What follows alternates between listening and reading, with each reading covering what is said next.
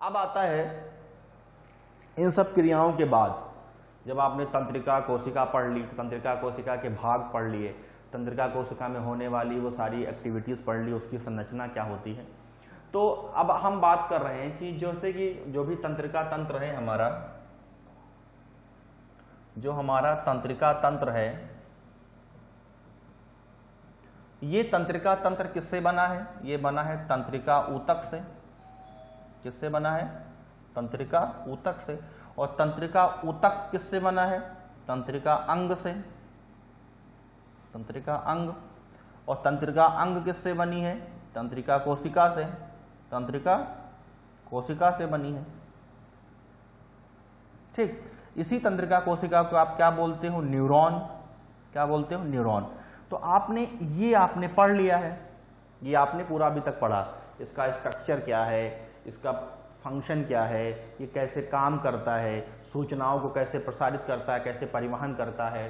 ठीक है, अब तंत्रिका कोशिकाएं ही तो थी, इनके प्रकार आप पढ़ रहे थे। इनके प्रकार में एक था संवेदी और एक था प्रेरक। ठीक है, संवेदी जो मैसेज लेके जाती हैं, प्रेरक जो मैसेज को वापस लेके आती हैं, वो तंत्रिका कोशिका के प्रकार में ही आती हैं। तो कोई भी सूचना जो जाती है वो संवेदी तंत्रिका कोशिका होती है, जो वापस आती हैं वो प्रेरक संवेदी तंत्रिका कोशिका होती है। ठीक, अब कोशिकाओं को आपने पढ़ लिया, अब बात आती है अंग। अंग कौन कौन से हैं?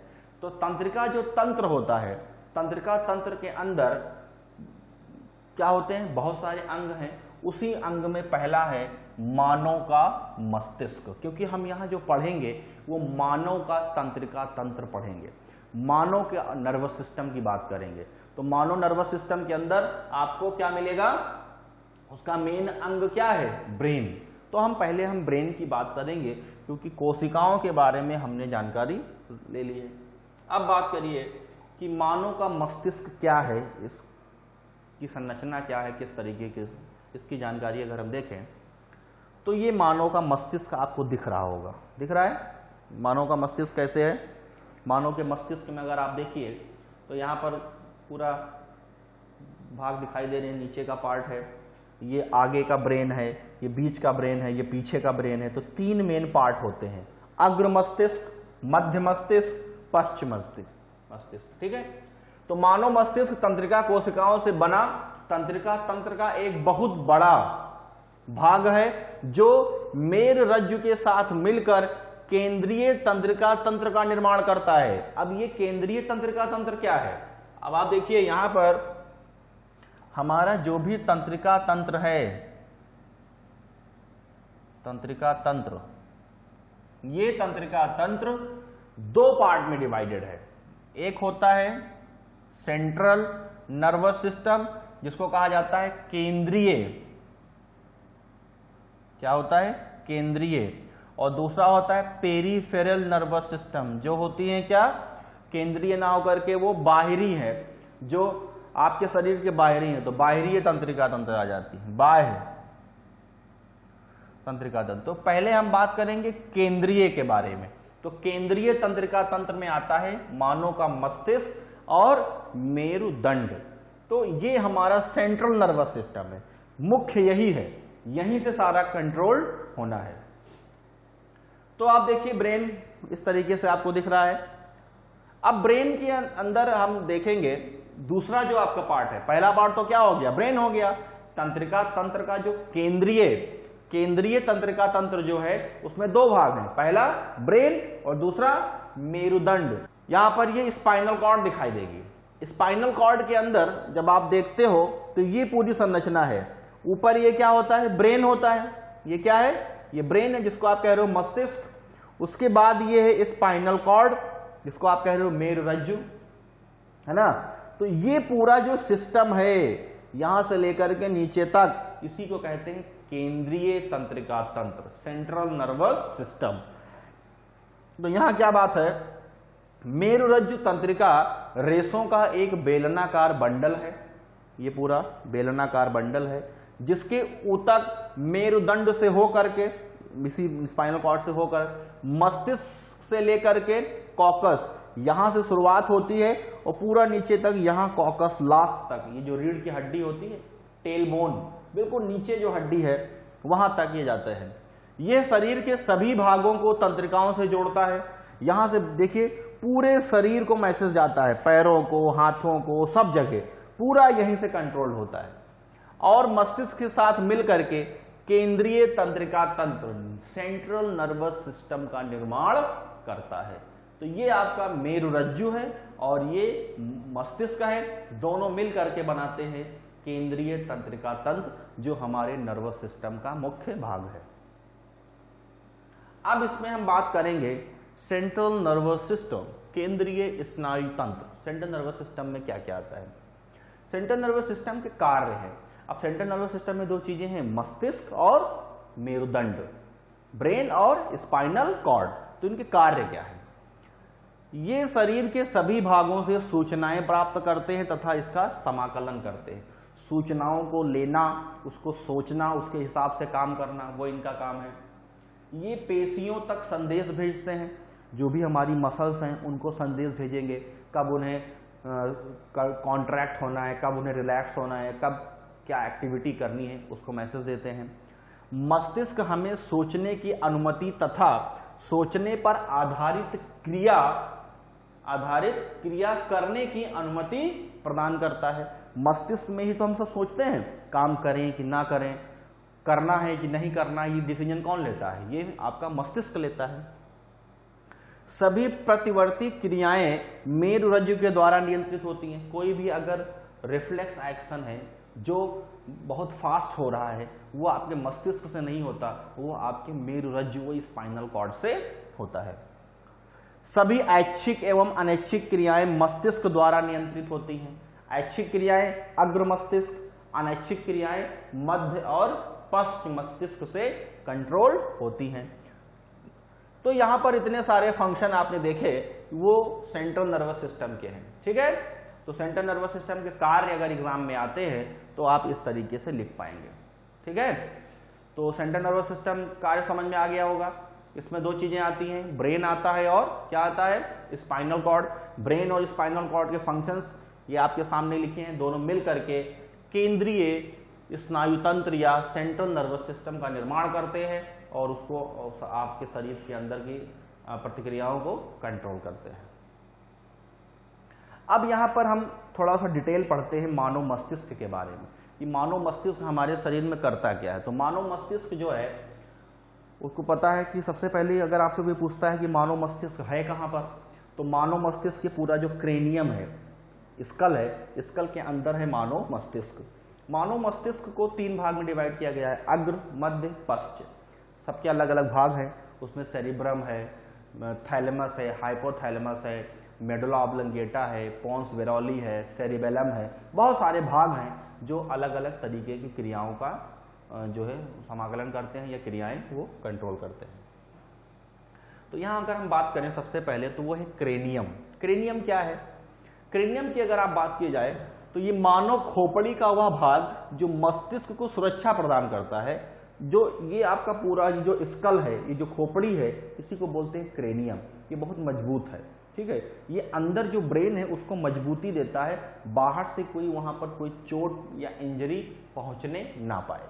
तो क्रेनियम के अंदर ही ब्रेन होता है। ठीक, मस्तिष्क आवरण। अब क्रेनियम को जब हटाओगे, ठीक, तो जो आपका ब्रेन है उसके चारों तरफ कुछ मेम्ब्रेन है, कुछ आवरण है। उन्हीं आवरण को बोलते हैं मेनिंजेस। क्या बोलते हैं? मेनिंजेस। मस्तिष्क आवरण तीन पतली झिल्लियों से बना होता है। कौन कौन सी?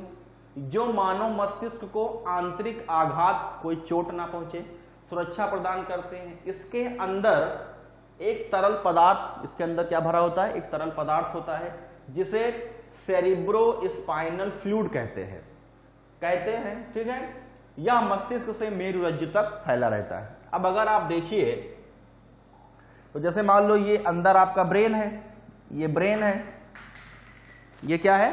ये ब्रेन है। अब यहां पर ब्रेन के चारों तरफ अगर हम देखें तो अलग, यहां पर ये कुछ आवरण है, पहले, दूसरी लेयर, फिर तीसरी लेयर। ये 3 आवरण इस तरह से हैं, ठीक, जिनमें क्या भरा हुआ है, जिनमें जो है इसमें फ्लूइड भरा हुआ है, ये ऐसे भरा हुआ है, ठीक है, इसमें जो है, और इसके बाहर, सबसे बाहर जो है, यहां सबसे बाहर ये आपका स्कल है। ये क्या है? ये स्कल है, क्रेनियम है। अब अगर हम देखें यहां पर तो सबसे बाहर क्या हो गया? क्रेनियम। ये क्या है? क्रेनियम। उसके बाद ये तीनों मेम्ब्रेन क्या होती हैं? मेनिंजेस। मेनिंजेस, ये जो आप देख रहे हो ये तीनों हैं, सबसे ऊपर क्रेनियम, फिर मेनिंजेस। मेनिंजेस में 3 होती हैं, पहली, दूसरी, तीसरी, ये 3 होती हैं, ठीक है। सबसे बाहरी कौन सी होती है? यहां पर ड्यूरा, ये क्या है? ड्यूरा। दूसरी होती है एरेक्नॉइड, और तीसरी होती है पाया। ये 3 होती हैं, और इसके अंदर जो द्रव भरा होता है उसको बोलते हैं सेरेब्रोस्पाइनल फ्लूइड, CSF, ये फ्लूइड होता है। तो ये सब मिल करके आपके ब्रेन को प्रोटेक्ट करता है, बचाता है, ताकि उसमें कोई इंजरी ना होने पाए। तो ब्रेन के चारों तरफ इस तरीके का आवरण होता है जो उसको सुरक्षा प्रदान कराता है। यहां पर जो सेरेब्रोस्पाइनल फ्लूइड की बात करते हो, यह मस्तिष्क आवरण के 2 परतों के बीच में पाया जाने वाला एक तरल पदार्थ है जो मस्तिष्क को आंतरिक आघात से बचाता है और मस्तिष्क आवरण शोध से बचाता है। मतलब मस्तिष्क के अंदर बाहर से कोई अगर चोट है, कोई इंजरी है, वो अंदर तक ना पहुंचे, इसके लिए सबसे पहले कौन है? क्रेनियम। उसके बाद फिर आवरण, मेनिंजेस, और उसके अंदर होता है सेरेब्रोस्पाइनल फ्लूइड। ये 3 चीजें मिल करके आपके ब्रेन को सुरक्षा प्रदान करती हैं। 3 लेयर की ये सुरक्षा है जिससे कि ब्रेन में कोई चोट ना पहुंचने पाए। ये आपके ब्रेन का चित्र दिखाया जा रहा है। अब ध्यान से देखिए अगर, तो ये सबसे बाहर क्या है? खोपड़ी, जिसको आप कह रहे हो ना क्रेनियम। ये क्या है?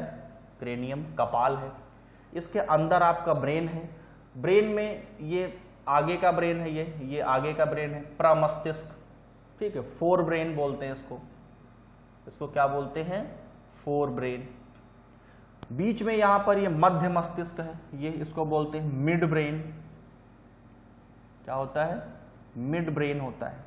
और ये सब नीचे का जो पार्ट है ये पूरा है, ये होता है पश्च वाला भाग है, जिसको बोल सकते हो हिंड ब्रेन।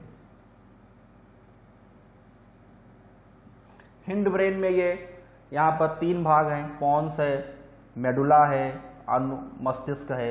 ये 3 चीजें यहां पर दिखती हैं, ठीक है। और ये यहां पर ये पूरा पश्च मस्तिष्क है, पीयूष ग्रंथि यहां होती है, हाइपोथैलेमस होता है।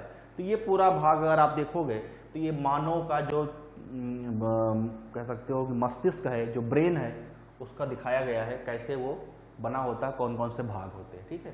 तो ये चित्र आपको याद रखना है। ये जो है प्रामस्तिष्क सबसे पहले, फिर ये मध्य मस्तिष्क और ये पश्चिम मस्तिष्क, 3 भाग होते हैं, ठीक है। इन्हीं तीनों भागों में ब्रेन का सारा काम कंट्रोल होता है। तो अगर आप देखेंगे तो हमारा जो ब्रेन है, इसमें क्या क्या है? इसमें सबसे पहले इसको 3 पार्ट में डिवाइड किया गया है, 4 ब्रेन,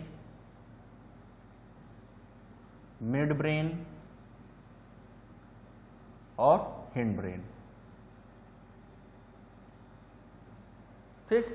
4 मतलब प्रमस्तिष्क, मिड मतलब मध्य मस्तिष्क, हिंड मतलब पश्चिम मस्तिष्क। ये 3 भाग आपको दिखाई देंगे, ठीक है। अब इसके आगे क्या है? मस्तिष्क के भाग और उनके कार्य। मस्तिष्क में अलग अलग तरीके से जो आपने देखा है कौन कौन से भाग हो सकते हैं। तो अग्र मस्तिष्क जो होता है, जिसको आप बोलते हो 4 ब्रेन, उसमें क्या है? ये सोचने वाला मुख्य भाग है। जो भी आप सोचते समझते हो यहीं से होता है। इसमें विभिन्न ग्राहियों से संवेदी आवेग प्राप्त करने के क्षेत्र होते हैं। इसमें सुनने, देखने, सूंघने के लिए विशेष भाग होते हैं। यह ऐच्छिक पेशियों की गति को नियंत्रित करता है। इसमें भूख से संबंध केंद्र होते हैं। आपका जो 4 ब्रेन है, 4 ब्रेन मतलब जो अग्र भाग है, ठीक है, फोर ब्रेन में अगर हम माने इसको फोर ब्रेन,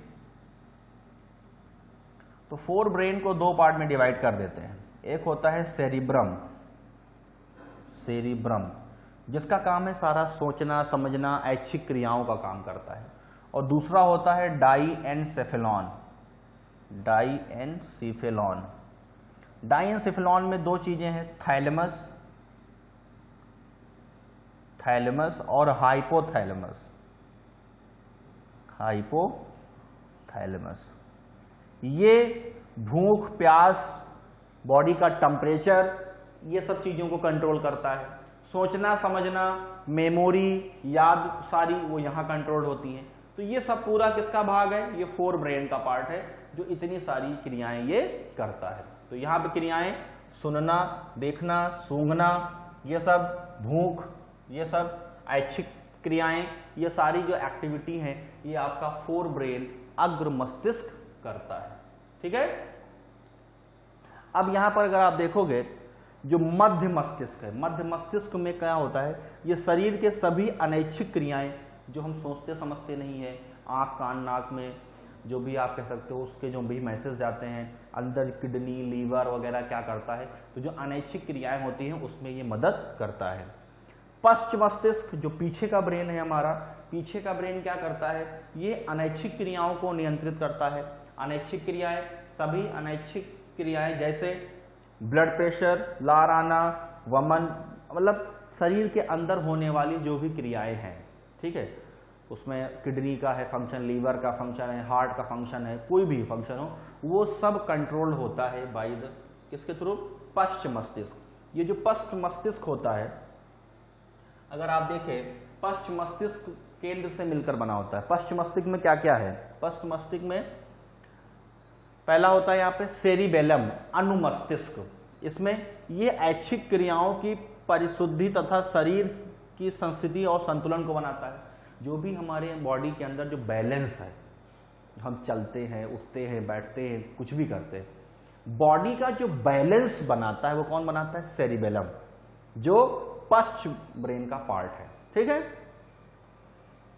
पांस, अब ये जो पॉन्स है ये क्या करता है? ये श्वसन क्रिया से नियमित और नियंत्रित है। जो भी हम सांस लेते हैं, छोड़ते हैं, ये कौन कंट्रोल करता है? ये पॉन्स कंट्रोल करता है, जो पश्च मस्तिष्क का भाग है। और मेडुला ऑब्लोंगेटा, ये सबसे पीछे, यहां छोटा ब्रेन सबसे नीचे, यहां पर जो मेरुरज्जु से जुड़ा होता है। सभी अनैच्छिक क्रियाएं जैसे रक्तदाब, लार आना तथा वमन पश्च मस्तिष्क स्थित मेडुला द्वारा नियंत्रित होता है। तो मेडुला सबसे पीछे होता है, यहां बिल्कुल नीचे। ठीक है। तो आपके पश्च मस्तिष्क में तीन भाग हो गए, अनुमस्तिष्क, पांस और मेडुला ऑब्लोंगेटा। ठीक है। तो ये चीजें हैं। अब इसका अगर आप केवल इसका स्ट्रक्चर देखेंगे तो यहां पर पश्च मस्तिष्क में, जैसा कि अगर आप देखना चाहो तो हम जो भी ब्रेन बनाते हैं, ब्रेन के अंदर आपको क्या दिखाते हो? ये होता है,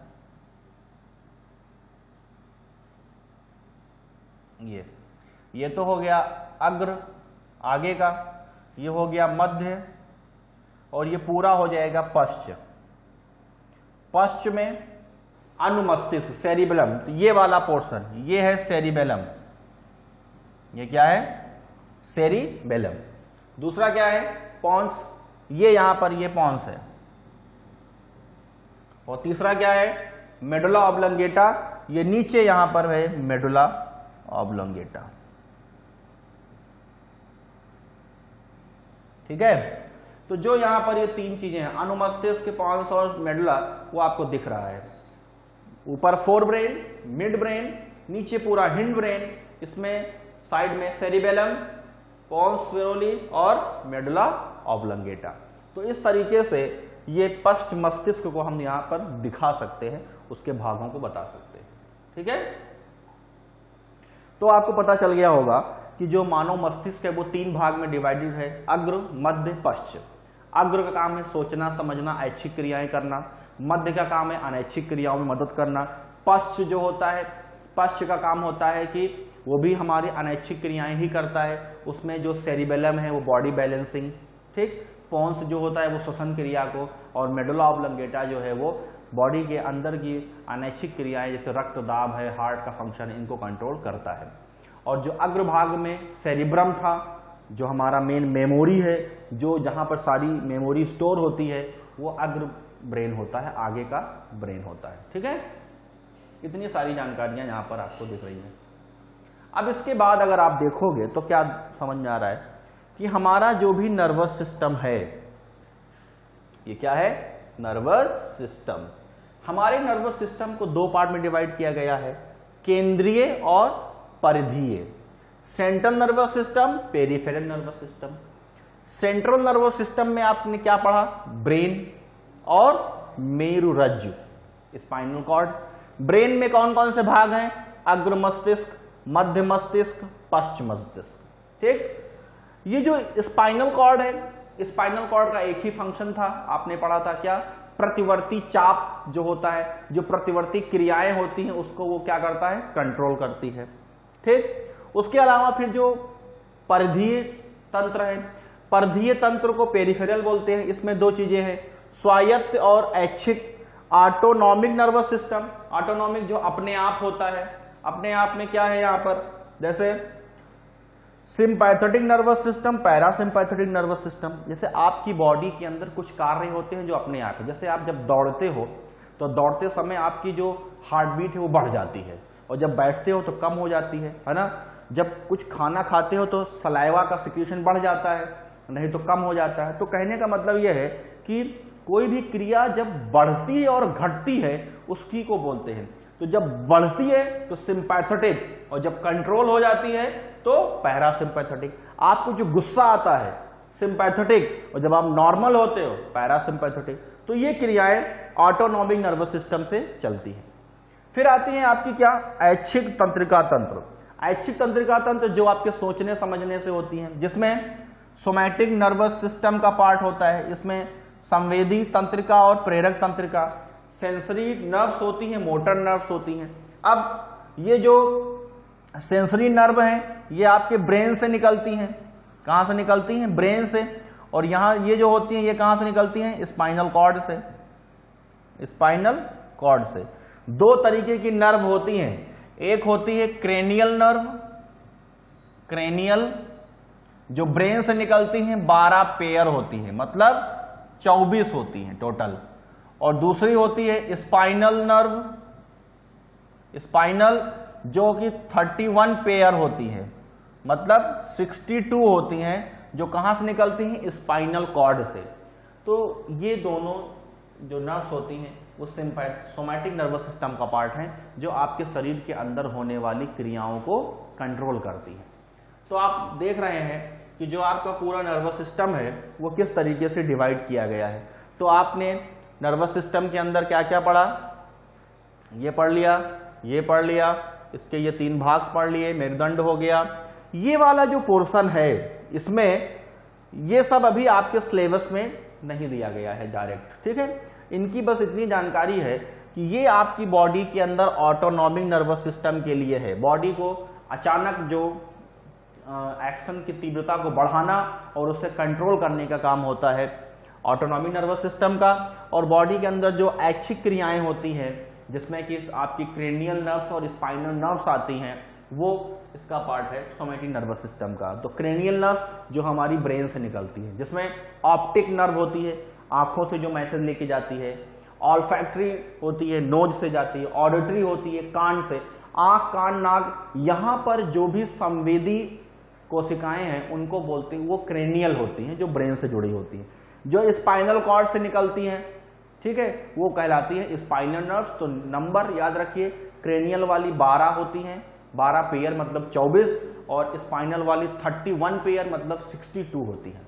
तो ये हमारा नर्वस सिस्टम है जो मानव के अंदर, जिसके बारे में आपको पढ़ना था। ये पूरा सिस्टम मिल करके मस्तिष्क, मेरुदंड, ये पूरा मिल करके आपके अंदर की जो भी कंट्रोल और कोऑर्डिनेशन की क्रिया है उसे कंट्रोल करती है। ठीक है, अब इसके बाद यहां पर आपने जंतुओं के बारे में बात कर ली कि जंतुओं के अंदर की क्रियाएं कैसे कंट्रोल होती हैं। ऐच्छिक, अग्र मस्तिष्क, अनैच्छिक, मध्य और पश्च मस्तिष्क और जो प्रतिवर्ती चाप है वो मेरुदंड के थ्रू कंट्रोल्ड किया जाता है। ठीक है, इतनी बातों के बाद अब जब आप आगे बढ़ेंगे तो वहां पर क्या है, आगे आता है कि पौधों में नियंत्रण और समन्वयन कैसे होता है। तो पौधों में नियंत्रण समन्वयन के बारे में हम आपको जो भी जानकारी देंगे वो आने वाले नेक्स्ट लेक्चर में होगी। तो यहीं पर हम आज अपना टॉपिक समाप्त करेंगे। अगले टॉपिक में आप पढ़ेंगे कि पौधों के अंदर किस तरीके से नियंत्रण और समन्वय होता है। ठीक है, तो आज आपने क्या पढ़ा है, आज हम लोगों ने बात की है कि नियंत्रण और समन्वयन क्या होता है, उसमें किस तरीके की एक्टिविटीज होती है, कंट्रोल क्या है, कोऑर्डिनेशन क्या है, जंतुओं में किस तरीके से नियंत्रण और समन्वय होता है। हमने मानव नर्वस सिस्टम के बारे में बात की। मानव नर्वस सिस्टम के अंदर केंद्रीय और परिधीय दोनों की बात की है। केंद्रीय में हमने मस्तिष्क के बारे में पढ़ा है और स्पाइनल कॉर्ड मेरुदंड के बारे में पढ़ा है। उसके बाद में जो आपकी परिधीय तंत्रिका तंत्र है उसमें सोमैटिक और ऑटोनॉमिक, ये बातें आज हम लोगों ने डिस्कस की हैं। इसको अच्छे से रिवाइज करते रहिए और नेक्स्ट लेक्चर में हम लोग आपसे फिर मिलेंगे कि जो है पौधों में समन्वय क्या होता है, नियंत्रण कैसे होता है। ठीक है बेटा, थैंक यू।